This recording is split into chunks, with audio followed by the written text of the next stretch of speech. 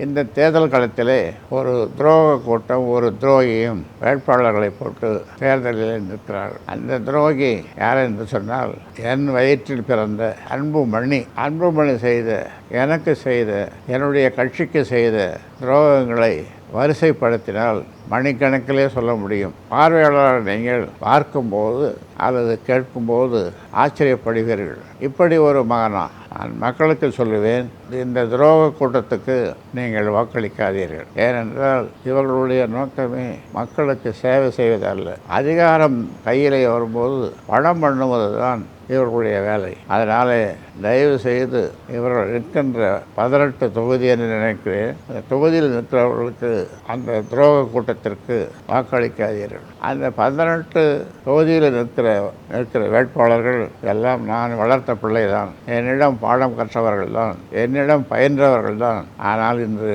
பணத்திற்காக அணி மாறி அங்கே அன்புமணியிடம் போய் நிற்கிறார்கள். அவர்களுடைய நோக்கமெல்லாம், அவர்கள் சொல்வதெல்லாம் அதிகாரம் இருந்தால்தான் மக்களுக்கு சேவை செய்ய முடியும். ஆனால் உண்மையிலேயே அதிகாரம் இருந்தால்தான் மக்களுக்கு சேவை செய்ய முடியும் என்பது உண்மைதான். ஆனால் இவர்களுடைய நோக்கம் அதிகாரத்தை பெற்று மக்களுக்கு சேவை செய்வதல்ல, பணம் பண்ணுகிற வேலையைத்தான், அந்த கலையைத்தான் இவர்கள் கற்றிருக்கிறார்கள். இதிலிருந்து உங்களுக்கு தெரிவது, மக்களுக்கு தெரிவது, இவருடைய நோக்கம் மக்களுக்கு சேவை செய்வதல்ல. அதனாலே தான் இவர் வீட்டிலேயே படுத்துக்கொண்டு தன்னுடைய மனைவியை தேர்தலில், அது நாடாளுமன்ற தேர்தலாக இருந்தாலும் சட்டமன்ற தேர்தலாக இருந்தாலும் தன் மனைவியை நிற்க வைக்கிறார். இவர் நேராக களம் காண வேண்டியது தானே. பாராளுமன்றத்திலேயும் நாடாளுமன்றத்திலேயும் இவர் சில நாட்கள் தான் அங்கு சென்றார். ரொம்ப குறைவு, இந்தியாவிலேயே ரொம்ப குறைவாக இந்த இரு அவைகளுக்கும் சென்றது இவர்தான். இந்த மாதிரியான பயிற்சியை நான் கொடுக்கவில்லை. நான் கொடுத்த பயிற்சி மக்களுக்கான பிரச்சனைகள் ஏராளமாக இருக்கின்றன. அந்த பிரச்சனைகளை நாடாளுமன்றத்திலோ அல்லது சட்டமன்றத்திலோ பேச வேண்டும், வெளிக்கொண்டு வர வேண்டும் என்பதுதான். நேர்மாறாக டெல்லிக்கு போனால் தானே பேசுவதற்கு, போகாமல் இங்கே இருந்து கொண்டு இந்த ஆள் பிடிக்க வேலை, அப்பனுக்கு பங்கு வைத்த சொப்பன் என்று சொல்லுவார்கள், எனக்கு உழவு பார்த்த பிள்ளை என்று சொல்லுவதற்கு எனக்கு வெட்கமாக இருக்கிறது.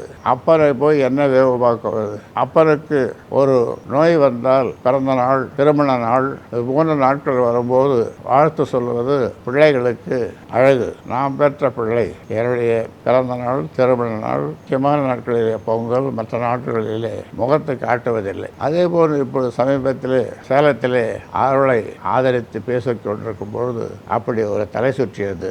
ஆம்புலன்ஸில் சென்னை அப்போலோ மருத்துவமனைக்கு கொண்டு சென்றார்கள். நிறைய பேர் கண்கலங்கினார்கள், நிறைய பேர் அழுதார்கள், நிறைய பேர் வந்து பார்த்தார்கள்.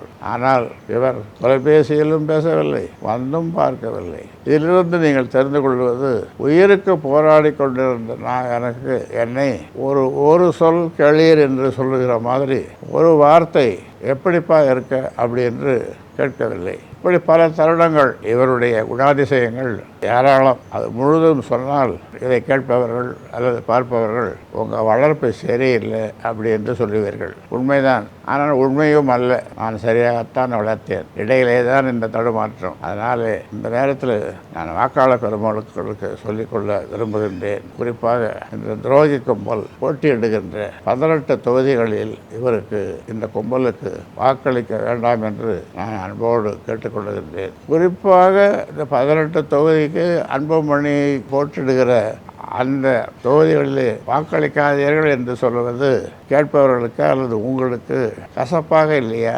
இந்த கும்பல், நான் ஏன் இதை சொல்கிறேன் என்று சொன்னால், வாக்களிக்கக்கூடாது என்று சொல்கிறேன் என்று சொன்னால், அதிலும் குறிப்பாக இந்த 18 தொகுதிகளிலே இந்த கும்பல் போட்டியிடுகிற தொகுதிகளிலே வாக்களிக்கக்கூடாது என்று சொல்கிறேன் என்று சொன்னால், இவர்கள் முதலிலே சட்டமன்றத்திற்கு செல்லும் போது சென்று அங்கே எதையும் இவர்கள் செய்ய போவதில்லை. பணம் பண்ணுகிற வித்தையை எங்கே கற்றுக் கொடுக்கிறார்கள், எங்கே சொல்லுகிறார்கள், எங்கே பாட சொல்லுகிறார்கள், அந்த வேலையைத்தான் அவர்கள் செய்வார்கள். மக்களை பற்றி கவலைப்பட மாட்டார்கள். ஏனென்றால் அவருடைய அந்த துரோகி கும்பலுடைய தலைவர் அந்த வித்தையை இவர்களுக்கு சொல்லிக் கொடுத்திருக்கிறார். வாக்காளர் பெருமக்களே, நல்லவர்களை தேர்ந்தெடுங்கள், உங்களுக்கு சேவை செய்கிறவர்களை தேர்ந்தெடுங்கள் என்று உங்களை அன்போடு விரும்பி வேண்டி கேட்டுக்கொள்கின்றேன்.